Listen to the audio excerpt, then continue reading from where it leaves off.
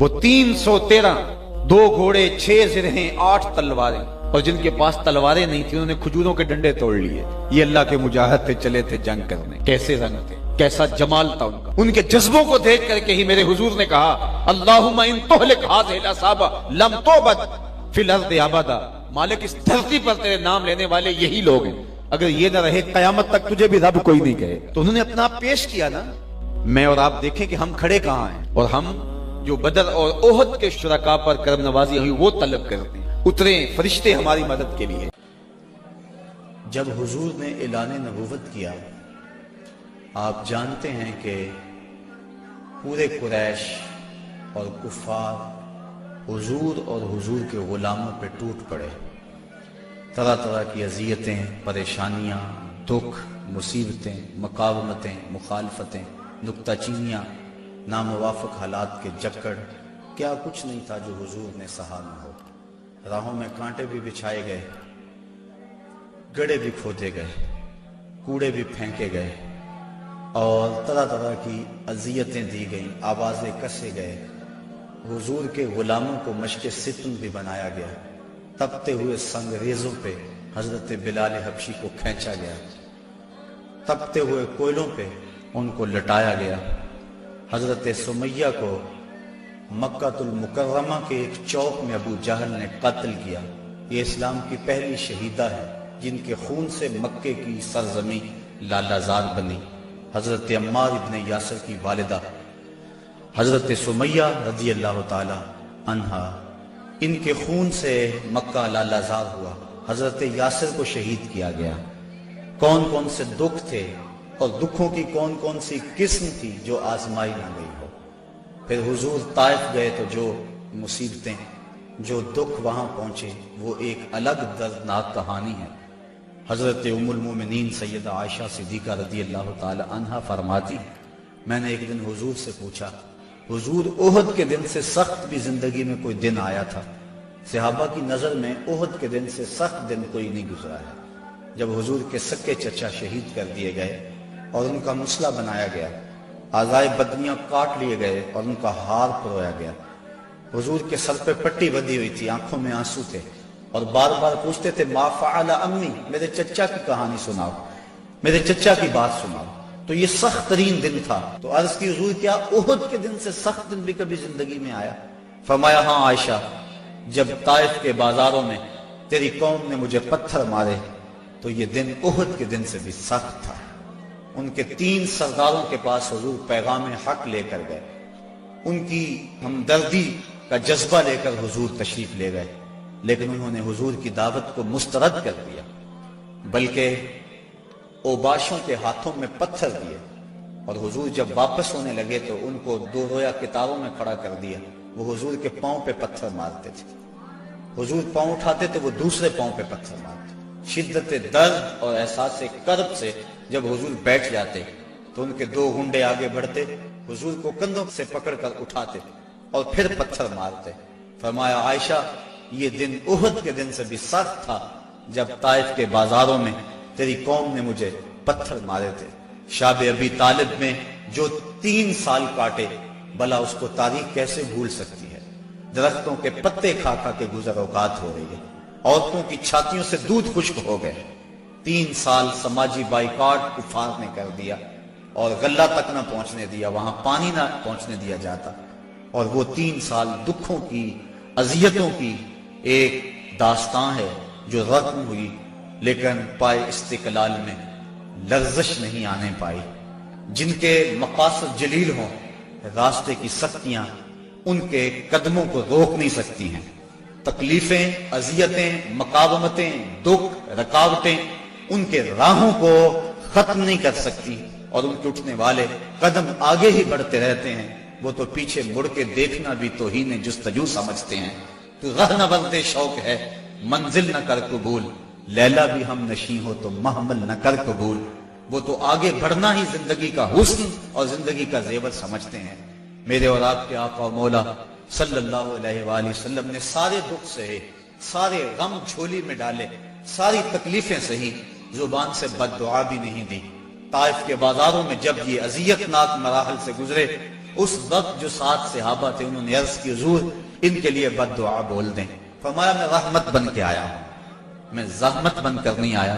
لیکن ان کا پہم جب اسرار ہوا تو حضور نے ہاتھ اٹھا دیے.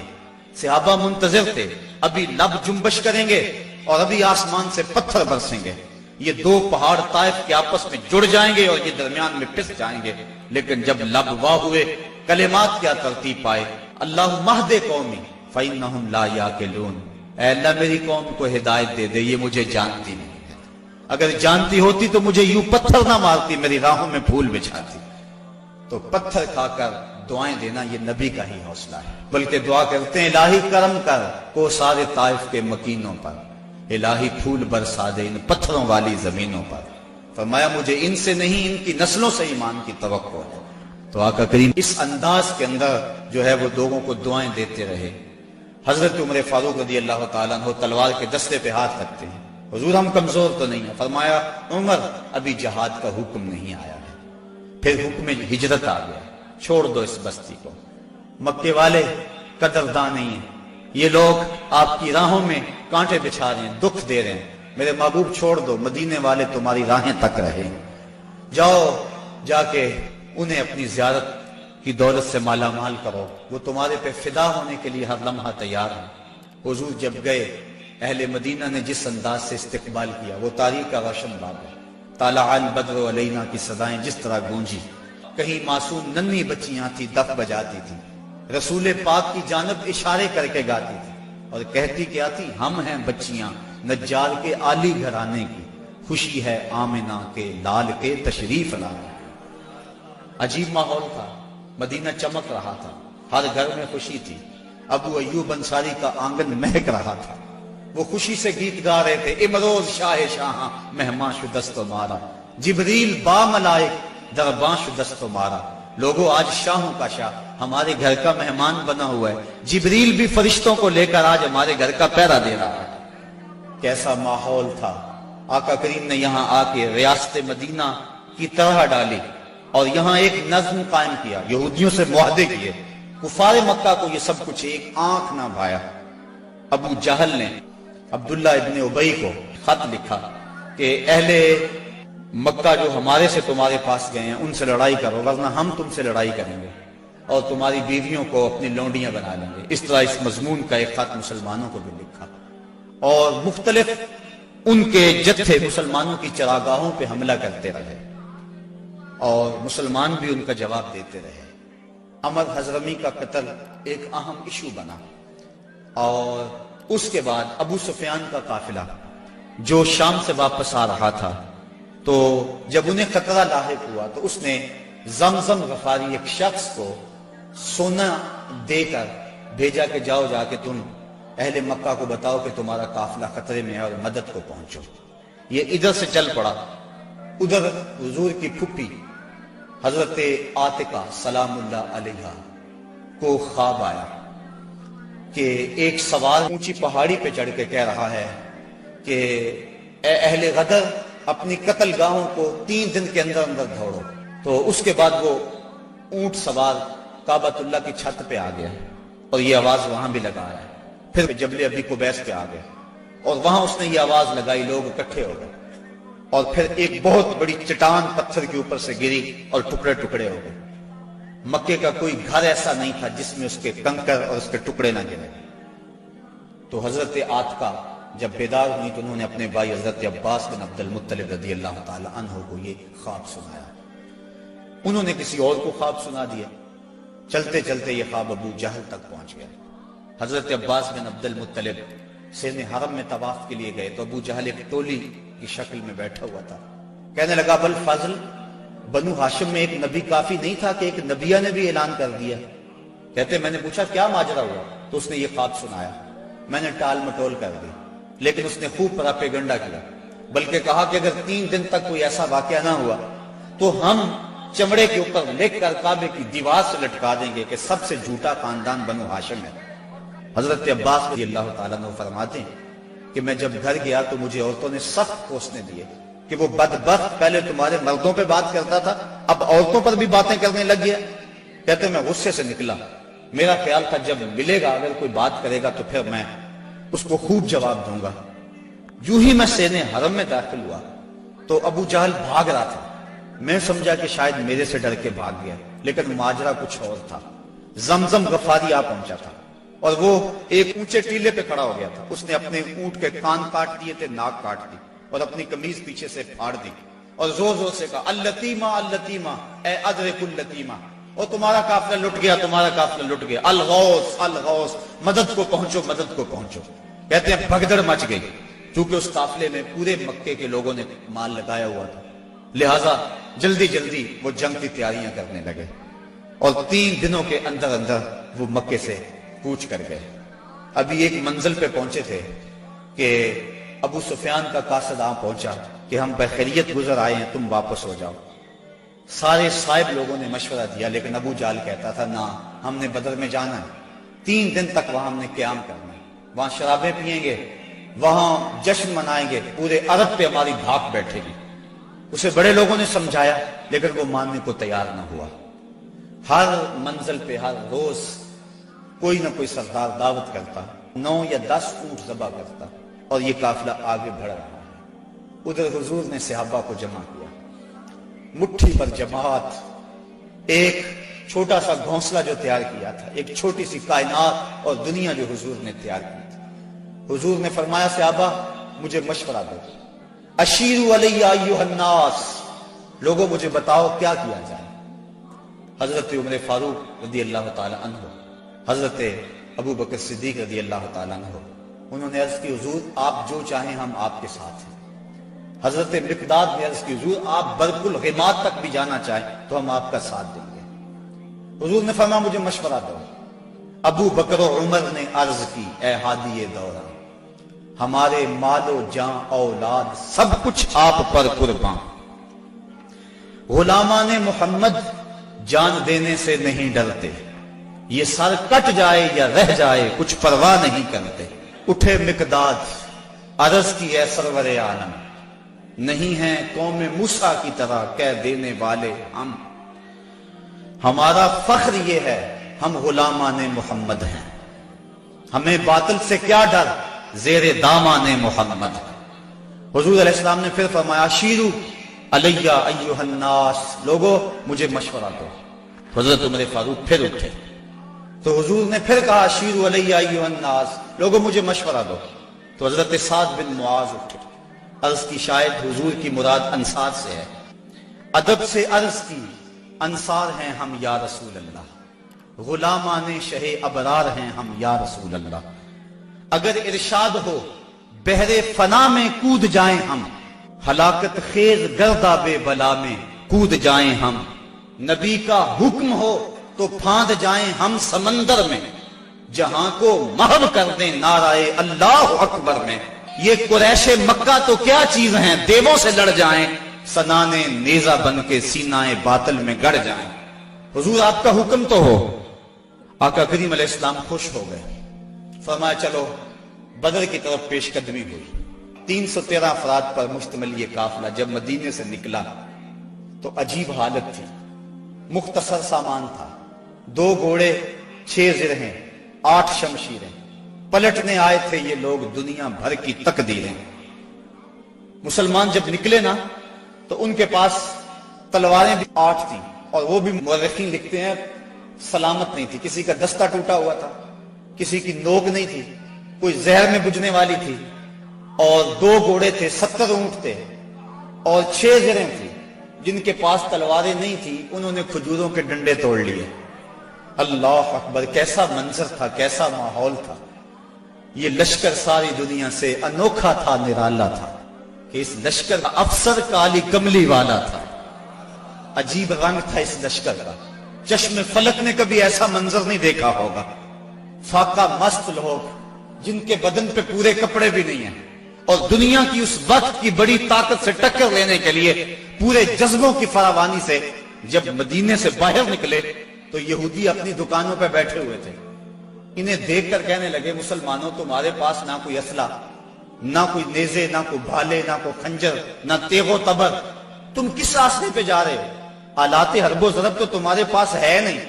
تو مسلمانوں نے حضور کی طرف اشارہ کر کے کہا نہ تیغو تیر پر تکیا، نہ خنجر پر، نہ بھالے پر، بھروسہ ہے تو اس سادی سی کالی کملی والے پر۔ ہمارا تو آسرا حضور کی ذات ہے، ہم تو حضور کے سہارے جا رہے ہیں، بنا کر اپنے سینوں کی سپر آیات قرآن کو، بظاہر چند تن کے روکنے نکلے تھے طوفان کو۔ یہ چند لوگ میدان کی طرف بڑھ رہے تھے، حضور علیہ السلام نے 3 اشخاص کے لیے ایک اونٹ مقرر کر دیا کہ باری باری سوار ہو، اور اپنے لیے حضور نے ایک اونٹ تنہا مقرر نہیں کیا بلکہ اپنے ساتھ بھی 2 سوار مقرر کیے، حضرت ابو لبابہ اور حضرت علی المرتضیٰ رضی اللہ تعالی عنہما۔ اور خود حضرت علی المرتضیٰ اور حضرت ابو لبابہ نے عرض کی، حضور ہم اپنی باریاں چھوڑتے ہیں، آپ سوار ہیں۔ فرمایا نہ تو تم میرے سے طاقتور ہو کہ تم چل سکتے ہو پیدل، میں نہیں چلتا، اور نہ مجھے ثواب سے بے نیازی ہے کہ ثواب تمہیں چاہیے مجھے نہیں چاہیے۔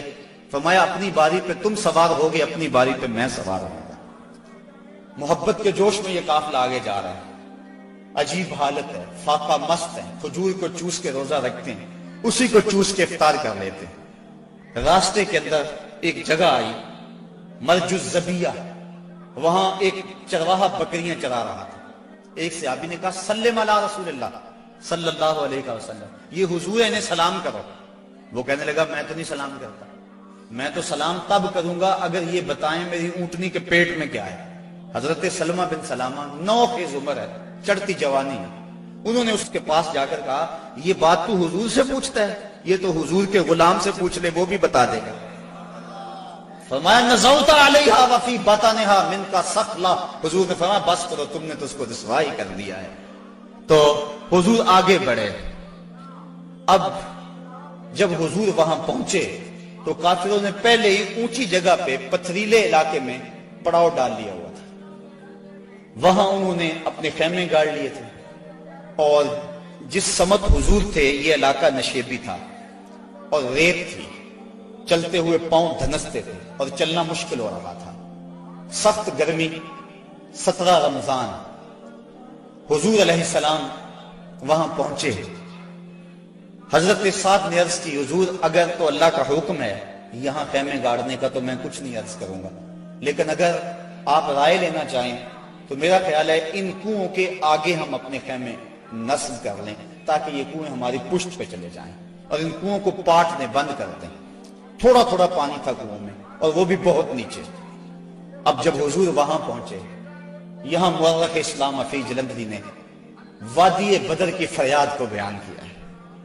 وادی بدر نے جب اپنے دامن میں اترتے ہوئے ان مقدس مہمانوں کو دیکھا تو وادی بدر نے اللہ سے فریاد کی۔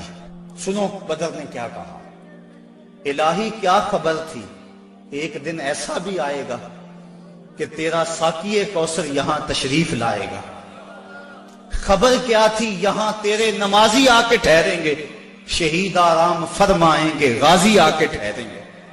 مالک مجھے پتا ہوتا طوفان نوح میرے اوپر سے گزرا تھا، میں کوئی پانی جمع کر رکھتی، آج ان غازیوں کو، ان مجاہدوں کو میں پانی پیش کرتی، میں شبنم کے قطرے جمع کرتی رہتی، اور آج تیرے رسول کے غلاموں کو وہ پانی پیش کر دیتی۔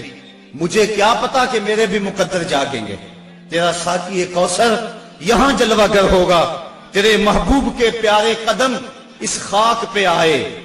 الہی حکم دے سورج کو اب آتش نہ برس آئے، میرے مالک سورج کو کہہ دے اب یہ تو نہ آگ برسائے، تیرے محبوب کے قدم اس دھرتی پہ آگے ہیں، اور میرے دامن سے جب تیرے محبوب کے غلاموں کو ہوائے گرم آئے گی تو مجھ کو رحمت للعالمین سے شرم آئے گی۔ یا اللہ میری فریاد پوری کر لے۔ اس وادی نے فریاد کی اور دعا کرتے ہوئے وادی نے کہا برائے چند ساعت ابر باران بھیج دے یا رب، برائے چند ساعت ابر باران بھیج دے یا رب، بہاراں بھیج دے یا رب، بہاراں بھیج دے یا رب۔ وادی نے یہ دعا کی، دعا صحرا نے مانگی دامن امید پھیلا کر، یکا یک ابر باران آسماں پر چھا گیا آ کر، مدینے کی بلندی سے جو رحمت کی گھٹا اٹھی تو استقبال کو فردوس کی ٹھنڈی ہوا اٹھی۔ عجیب منظر بن گیا، اچانک بارش برسنا شروع ہو گئی، اور یہ نشیبی علاقے کے اندر جو ریت تھی وہ جم گئی اور حوض پانی سے بھر گیا، اوپر کیچڑ ہو گیا، وہ چلتے ہیں تو ان کے پاؤں پھسلتے ہیں اور یہاں پاؤں جمنے لگے۔ یہ اللہ کی پہلی مدد تھی جو بدر میں مسلمانوں کو پہنچی۔ رات ہوئی، کفار نے عیش و نشاط کی بزم سجائی، لونڈیاں ساتھ آئی تھی اور گانے والی عورتیں ساتھ تھی جو گا گا کے ان کو داد عیش دیتی تھی، اور شرابوں کے جام لڑائے جانے لگے۔ ادھر فاقہ مستوں کی یہ مٹھی بھر جماعت، حضور کے لیے مسجد عریش بنائی گئی، ایک چھپر تیار کیا گیا۔ حضرت ابو بکر صدیق رضی اللہ تعالیٰ عنہ حضور کے پیرے کے لیے کھڑے ہو گئے۔ فرماتے ہیں ساری رات حضور نے سجدوں میں، قیام میں اور رکوع میں گزار دی۔ ساری رات اللہ کی بارگاہ میں روتے رہے اور اللہ کی بارگاہ میں عرض کرتے رہے، اللہم ھذا قریش اقبلت بخیلائها وفخرها تحادک وتکذب رسولک اللہم فنصرک الذی وعدتنی۔ اے اللہ یہ قریش بڑے فخر سے آئے ہیں، تجھے بھی جھٹلاتے ہیں، تیرے رسول کی بھی تکذیب کرتے ہیں، میرے مالک جو میرے سے وعدہ کیا ہے وہ وعدہ پورا کر دے۔ حضرت ابو بکر صدیق رضی اللہ تعالیٰ عنہ فرماتے ہیں حضور کی چادر انور سر سے سرک کے کندھوں پہ آ جاتی اور کندھوں سے سرک کے حضور کی کمر پہ آ جاتی، اور میں حضور کی چادر دوبارہ سر پہ دیتا اور عرض کرتا بس کرو یا رسول اللہ، بس کرو، اللہ کی مدد آ جائے گی، بس کرو۔ لیکن حضور بار بار کہتے یا حیو یا قیوم، یا حیو یا قیوم۔ ساری رات حضور نے دعاؤں میں گزار دی۔ جب سحری کا وقت ہوا، نماز ہوئی، حضور نے لوگوں کو کہا لوگوں صفیں سیدھی کر لو۔ حضور نے ہاتھ میں چھڑی یا کوئی تیر پکڑا ہوا ہے اور لوگوں کو کہا کہ صفیں سیدھی کرو۔ حضرت سواد رضی اللہ تعالیٰ عنہ ایک صحابی تھے، وہ سب سے تھوڑا سا آگے بڑھ گئے۔ حضور نے وہ چھڑی سے ان کے پیٹ میں ٹھوکر دی، کہا اس طرح یا سواد، سواد سیدھے ہو جاؤ۔ تو حضرت سواد سیدھے ہو گئے، ساتھ ہی عرض کرنے لگے حضور مجھے اس کی بڑی تکلیف ہوئی ہے، درد ہوا ہے، میں آپ سے بدلہ چاہتا ہوں، قصاص مانگتا ہوں۔ سارے صحابہ ان کے کان کھڑے ہو گئے، اس حالت میں یہ کیا کہہ رہا ہے؟ حضور نے فرمایا اچھا بدلہ لے لے۔ عرض کی حضور جب آپ نے مجھے چھڑی ماری تھی تو میرا پیٹ برہنہ تھا، حضور نے زرہ کے بند کھول دیے اور پیٹ ننگا کر دیا۔ حضرت سواد نے جب حضور کے چمکتے ہوئے بطن کو دیکھا فقبل بطنہ، تو چمٹ گئے اور حضور کے پیٹ کو چومنے لگے۔ حضور نے فرمایا سواد تجھے اس چیز پہ کس نے ابھارا؟ عرض کی حضور منظر آپ کے سامنے ہے، میں اس لیے یہ کام کیا ہے کہ آخری وقت میرا بطن آپ کے بطن سے چھو جائے۔ اللہ کے محبوب علیہ السلام نے صفوں کو سیدھا فرمایا اور پھر جا کے حضور نے سجدے میں سر رکھ دیا اور پھر حضور نے ایک ایسی دعا مانگی، آج تک ایسی دعا کسی نے نہیں مانگی ہوگی، بڑی ناز والی دعا، بڑی انداز والی دعا، ایسی دعا آج تک نہ کسی نے مانگی اور نہ کوئی مانگ سکتا ہے۔ حضور نے پیشانی سجدے میں رکھ دی، آنکھوں میں آنسو ہیں، یہ فاقہ مست لوگ قطاروں میں کھڑے ہیں، ادھر کفار شرابوں کے نشوں میں دھت للکار رہے ہیں، حل میں مبارزن، آؤ ہمارے مقابلے میں۔ حضور علیہ السلام صحابہ کو صفوں میں کھڑا کر کے آپ پیشانی کو مسجد عریش کی ریت پہ رکھ دیا اور آنکھوں میں آنسو ہیں، اور حضور نے جو دعا کی لفظ سنی، کہا یا رب ان تہلک ہذہ العصابہ لن تعبد فی الارض ابدا۔ میرے مالک میں نہیں کہتا ان کو بچا لے، لیکن دیکھ اس دھرتی پہ تیرا نام لینے والے یہی 313 ہیں۔ میرے مالک اگر یہ نہ رہے تو قیامت تک تجھے بھی رب کوئی نہیں کہے گا، بس یہی 313 ہیں، یہی تیرے نام لیوا ہیں۔ اگر اغیار نے ان کو جہاں سے محو کر ڈالا، قیامت تک نہیں پھر کوئی تجھ کو پوجنے والا۔ الہی عہد لیلۃ المعراج پورا کر، محمد سے جو وعدہ ہو چکا ہے آج پورا کر۔ اللہم ان تہلک ہذہ العصابہ لن تعبد فی الارض ابدا۔ اے اللہ اگر یہ نہ رہے تو قیامت تک تجھے بھی رب کوئی نہیں کہے گا۔ یہ لفظ حضور کی زبان پہ تھے اور چادر سرک کے کندھوں پہ آ گئی، کندھوں سے سرک کے کمر پہ آ گئی۔ حضرت ابو بکر صدیق کہتے ہیں بس کرو یا رسول اللہ، حسبک یا رسول اللہ، حسبک اللہ یا رسول اللہ، حضور اللہ کافی ہے آپ کو۔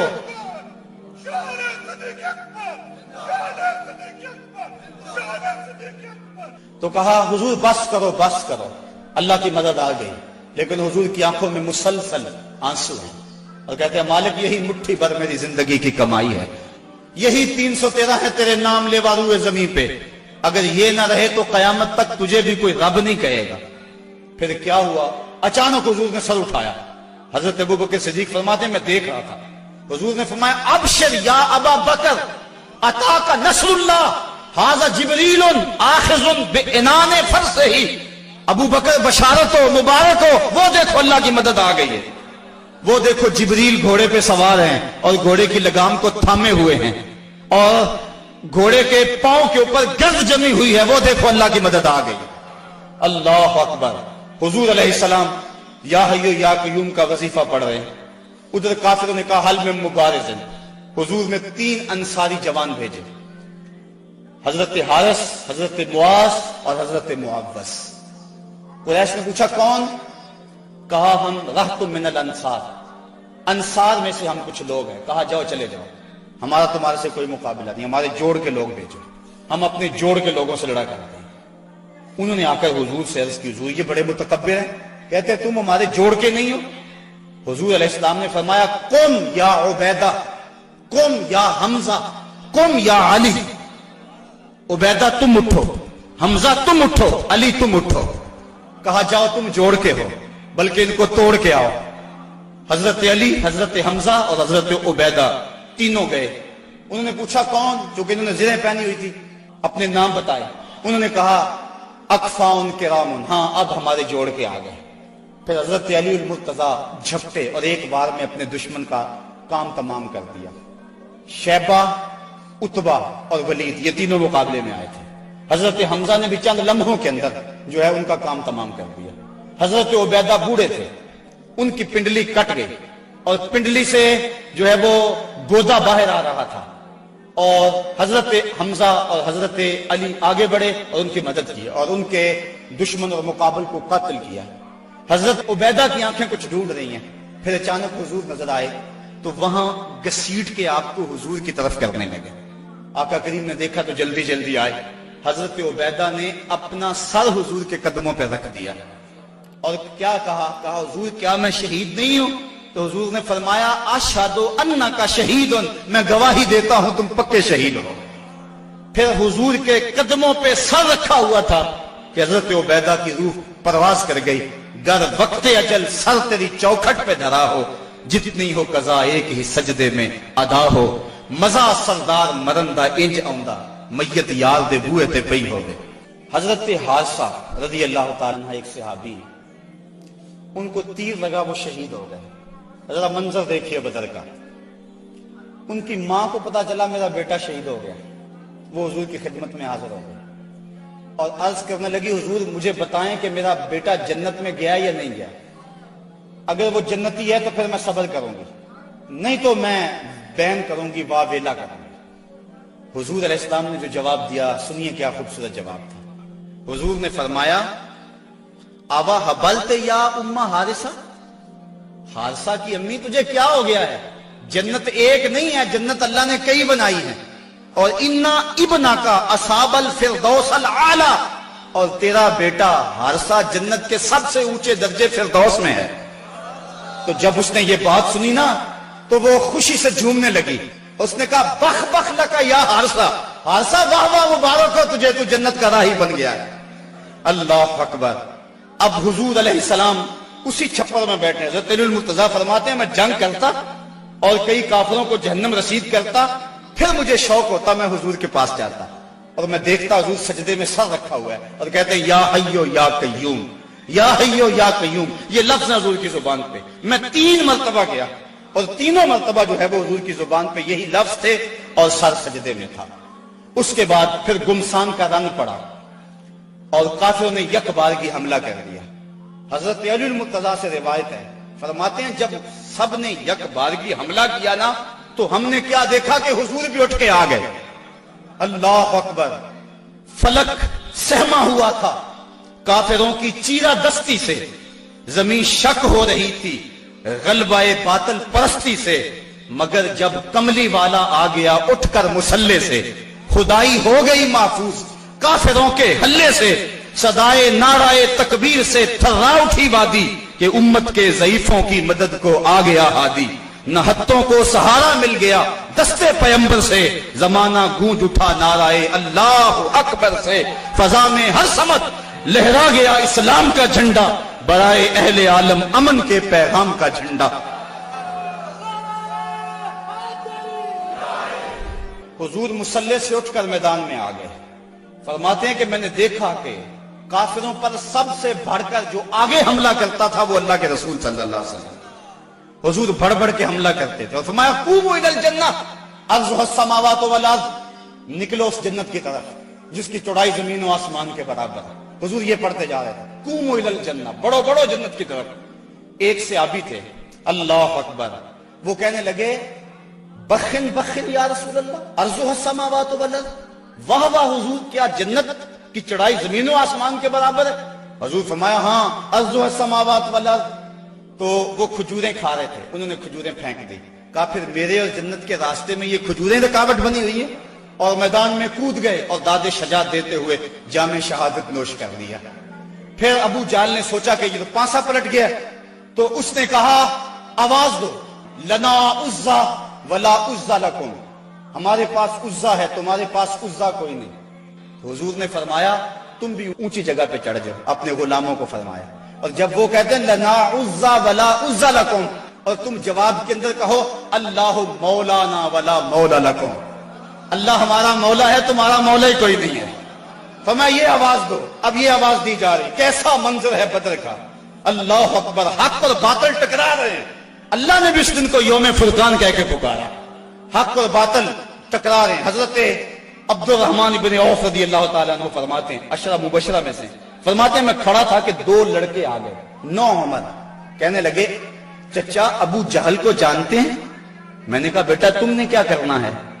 کہنے لگے ہم نے قسم کھائی ہے یا مر جائیں گے یا ماریں گے، کیونکہ سنا ہے وہ حضور کو گالیاں دیتا ہے۔ میں نے کہا اس کے گرد تو بہت بڑا دستہ ہے ایک فوج کا۔ وہ کہنے لگے یہ دستہ اسرائیل کا راستہ نہیں روک سکتا۔ کہتے میں نے اشارہ کیا وہ ابو جہل ہے۔ کہتے ابھی میری انگلی اٹھی تھی، میں نے دیکھا شہبازوں کی طرح جھپٹ کے وہ ابو جہل کے اوپر ٹوٹ پڑے، لڑتے لڑتے ایک کا بازو کٹ گیا، لیکن اس کا چمڑا جو تھا وہ اڑا رہا، جس کی وجہ سے لڑتے لڑتے رکاوٹ ہوتی تھی۔ اس نے اپنے ہاتھ کو پاؤں تلے رکھ کے توڑ کے پھینک دیا۔ جو جہاد کے راستے کے اندر رکاوٹ بنتا ہے وہ اپنا بازو بھی ہو تو اس کو ہٹا دیں گے راستے سے۔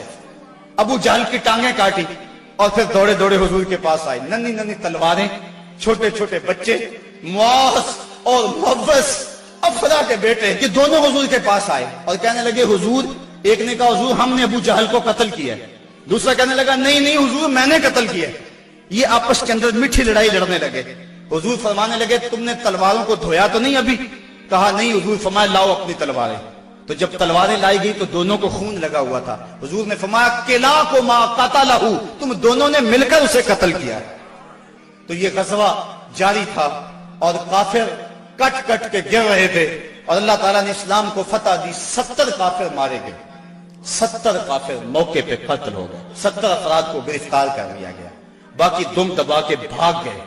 اور سخت سراسیمگی کا عالم، نعرے تکبیر کے لگ رہے ہیں، صحابہ حضور کو دیکھتے ہیں اور میدان جنگ کے اندر کود پڑتے ہیں۔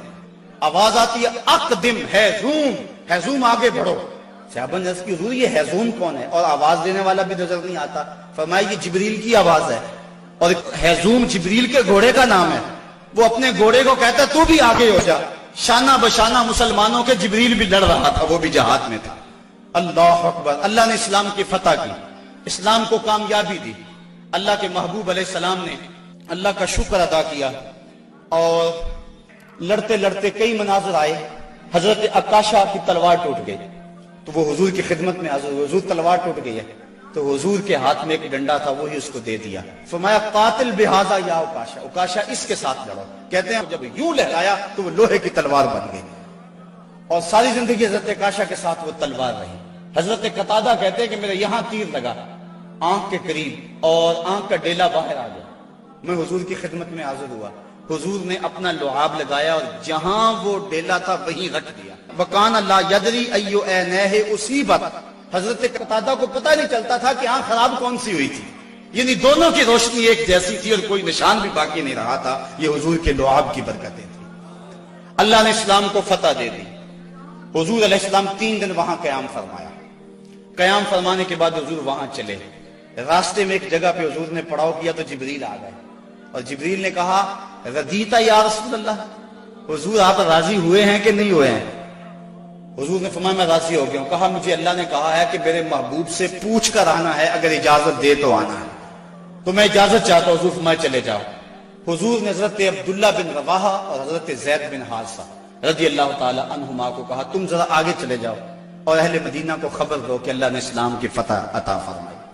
یہ آگے آگے چلے گئے، حضرت عبداللہ بن رواحہ اور حضرت زید بن حارثہ، اور جا کے لوگوں کو کہا لوگوں مجدہ باد، مبارک ہو، ابو جہل قتل ہو گیا، امیہ قتل ہو گیا، ولید قتل ہو گیا، عتبہ قتل ہو گیا، شیبہ قتل ہو گیا، ابو البختری قتل کر دیا گیا، ان کے بڑے بڑے سردار قتل کر دیے گئے، اللہ نے اسلام کو فتح دے دی۔ 70 ان کے قتل ہوئے اور 14 مسلمانوں کے شہید ہوئے، 13 موقع پہ اور 1 راستے میں۔ اب منافق تو کہہ رہے تھے اتنی بڑی قوم سے ٹکرانا یہ ان کے بس کی بات ہی نہیں ہے، ان کے پاس تو کھجوروں کے ڈنڈے تھے، تلواریں بھی کن تھی، یہ کیسے لڑے ہوں گے؟ وہ کہنے لگے غلط کہتے ہو، غلط کہتے ہو، تمہاری عقل کو کچھ ہو گیا ہوا ہے۔ بلکہ ایک منافق نے کہا کہ زید بن حارثہ جس اونٹ پہ سوار ہیں وہ تو حضور کا ہے، اس کا مطلب ہے کہ حضور نہیں ہے، یہ ان کے اونٹ پہ بیٹھا ہوا ہے۔ حضرت اسامہ بن زید کہتے ہیں کافروں نے اتنا پراپیگنڈا کیا منافقوں نے کہ مجھے بھی شک ہو گیا۔ میں نے اپنے باپ سے پوچھا کہ ابا جی واقعی مسلمانوں کو پتہ ہوئی ہے؟ تو میرے باپ نے کہا بیٹا کیا کہتے ہو، اللہ نے اسلام کے جھنڈے گاڑ دیے ہیں۔ اللہ اکبر۔ حضرت عاصم بن عدی کہتے ہیں میں نے حضرت عبداللہ ابن رواحہ کو ایک طرف کیا، میں نے کہا احقن ما تقول یا ابن رواحہ، اے رواحہ کے بیٹے جو تم کہتے ہو حق کہتے ہو؟ انہوں نے کہا ای واللہ، اللہ کی قسم ایسا ہی ہوا ہے، ایسا ہی ہوا ہے۔ کافر بھاگ گئے، اللہ نے اسلام کو فتح دے دی۔ کہتے ہیں کہ جب انہوں نے یہ گواہیاں دی تو جو بچے تھے نا مدینے میں وہ باہر گلیوں میں نکل آئے اور اونچی اونچی آواز کیا لگاتے تھے؟ وہ کہتے تھے قتل ابو جہل الفاسق، وہ فاسق ابو جہل قتل کر دیا گیا، قتل کر دیا گیا۔ اور اب وہ تیاریاں کرنے لگے حضور کے استقبال کی۔ آقا کریم جب تشریف لائے وہ منظر مدینے کا دوبارہ تازہ ہو گیا، اور آج میں اس کو مختلف کتب سیر سے پڑھ رہا تھا، کیسا وہ خوبصورت منظر کہ جب حضور تشریف لائے حضور کے چہرے پہ طمانیت کا نور تھا، چہرہ چمک رہا تھا، اور جب حضور نے قدم مدینے میں رکھے تو بنو نجار کی وہی بچیاں دف لے کر آ گئی، اور انہوں نے چھتوں کے اوپر چڑھ کر وہی گیت جب حضور آئے تھے تو گایا تھا، آج پھر ان کی زبان پہ ہے طلع البدر علینا من ثنیۃ الوداع وجب الشکر علینا ما دعا للہ دائی، کہ وہ دیکھو چاند طلوع ہو گیا وداع کی پہاڑیوں سے، وہ دیکھو چاند چڑھ گیا ہے۔ اور حضور یوں تشریف لائے مدینہ کے اندر، اللہ نے اسلام کی عظمت کے جھنڈے گاڑ دیے، اور اس دن کو میرے رب نے بھی یوم فرقان کہہ کے پکارا۔ 22 رمضان کو حضور نے مراجعت فرمائی، اور جمعے کا دن تھا جب حضور مدینہ شریف پہنچے۔ اللہ تعالیٰ نے اسلام کو فتح دے دی، مٹھی بھر جماعت، 313 افراد، اور ان کے بدن کے اوپر چیتھڑے تھے، بلکہ عمیر بن وہب یہ ابو جہل کا جاسوس تھا، اس نے کہا جا مسلمانوں کی تعداد دیکھ کر آ کتنی ہے۔ عمیر بن وہب جب واپس پلٹا تو اس نے طلاع دی کہ میں نے خوب وادیاں ٹیلے دیکھے ہیں، کمک بھی پیچھے موجود نہیں، وہ صرف 3 اونٹ کھا سکیں گے، یعنی صرف ان کی اتنی تعداد ہے۔ ابو جہل کہنے لگا پھر تو 300 کے آگے پیچھے، کہا ہاں، کہا ان کے پاس اسلحے بھی بڑے تھوڑے ہیں، بدن پہ جو کپڑے ہیں ان کو پیبند لگے ہوئے، پیٹ بھی ان کے کمر سے جڑے ہوئے ہیں۔ ابو جہل نے صنادید قریش کو اپنے خیمے میں بلا لیا، کہا سنتے ہو عمیر کی رپورٹ، کل لڑائی کی نوبت نہیں آئے گی، رسیاں اکٹھی کرو اور انہیں جکڑ جکڑ کے اونٹوں کی پشتوں سے باندھنا، اور پھر جا کے حرم کی دیواروں سے باندھنا، لوگوں کو تماشا دکھانا کہ یہ نئے دین کے دعوے دار تھے۔ جب صنادید قریش کو بلا کر یہ رعونت بری بات ابو جہل نے کہی تو عمیر جو مسلمانوں کو دے کر آیا تھا اس نے جو جملہ کہا وہ سنیے۔ اس نے کہا وَلَٰكِنْ رَأَيْتُ يَا مَعْشَرَ قُرَيْشٍ الْبَلَايَا تَحْمِلُ الْمَنَايَا، اے قریش کے سردارو تکبر میں نہ آؤ، میں نے اپنی ان آنکھوں سے دیکھا ہے کہ یثرب کی اونٹنیاں اپنی پشتوں پہ نری موتیں اٹھا کے لے آئی، اور تم کہتے ہو رسیاں اکٹھی کرو، میرا مشورہ مانگتے ہو تو رات کی تاریکی میں بھاگ سکتے ہو تو بھاگ جاؤ، اس قوم سے لڑنا تمہارے بس کا روگ نہیں ہے جو مرنے کے لیے آئی ہے۔ اور میں نے زخمی سانپوں کی طرح انہیں پیچ و تاب کھاتے ہوئے دیکھا ہے، واللہ कल उनमें से कोई मरेगा नहीं जब तक तुम में से एक एक को लड़ नहीं जाता। और अगर इतने लोग तुम्हारे मर जाएं तो फिर अफसोस है तुम्हारे जीने पर। तुम कहते हो रस्सियां इकट्ठी करो, मेरा मशवरा मानो तो रात की तारीकी में भाग जाओ। उस कौम से लड़ना तुम्हारे बस का रोग नहीं। फिर अगले दिन मेरे रब ने भी उस दिन को यौम फुरकान कह के पुकारा। हम जब 313 थे तो जबर के खिलाफ यूं खड़े हुए और जुल्म का सर भी तोड़ा और फखर भी तोड़ा। आज दुनिया के ऊपर 1 अरब 40 करोड़ इंसान दरमांदा, खस्ता और बदहाल हैं।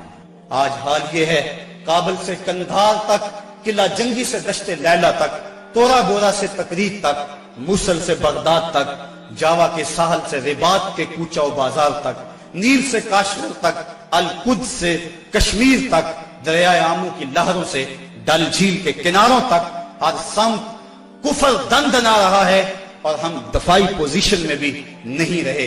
पिछले दिन 4 मिसाइलों से हमारे वतन की आबरू पे हमला हुआ और कितनी बदकिस्मती है, हमारे मुल्क के वजीर आजम ने कहा कि हम अमेरिका से मुकाबला नहीं कर सकते।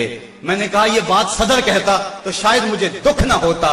तू तो हजरत इमाम हुसैन की औलाद से ताल्लुक रखता है, तेरे पास तो 72 भी फर्द होते, वो भी मैदान में लेकर आ जाता।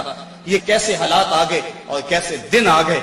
साहिबो, इस बात में तो वाकई माकूलियत है कि जब तुम कमजोर हो तो ताकतवर से टक्कर ना लो, लेकिन अगर तुम कमजोर भी हो लेकिन दरिंदा तुम्हारे घर में घुस आए और तुम्हारे बच्चों की हड्डियां तोड़ने लगे और तुम्हारे घर के अफराद का खून पीने लगे और फिर भी तुम कहो कि हम मुकाबला नहीं कर सकते हैं, तो ये कैसी बेढंगी बात है। अब भी भला को जीने का जवाब बाकी रह गया है। जिंदगी इतनी भी गनीमत नहीं कि उसके लिए अहद कम ज़र्फ की हर बात गवारा कर ली जाए। साहिबो, जिंदगी के ये हंसी लम्हे अहले बदर की जिंदगियों से रोशनी लेकर मुनव्वर किए जा सकते हैं। आज पूरी दुनिया के ऊपर 1 अरब 40 करोड़ इंसान कभी खानमा बर्बाद न होते अगर उन्हें बदर वालों का जज्बा नसीब हो गया होता।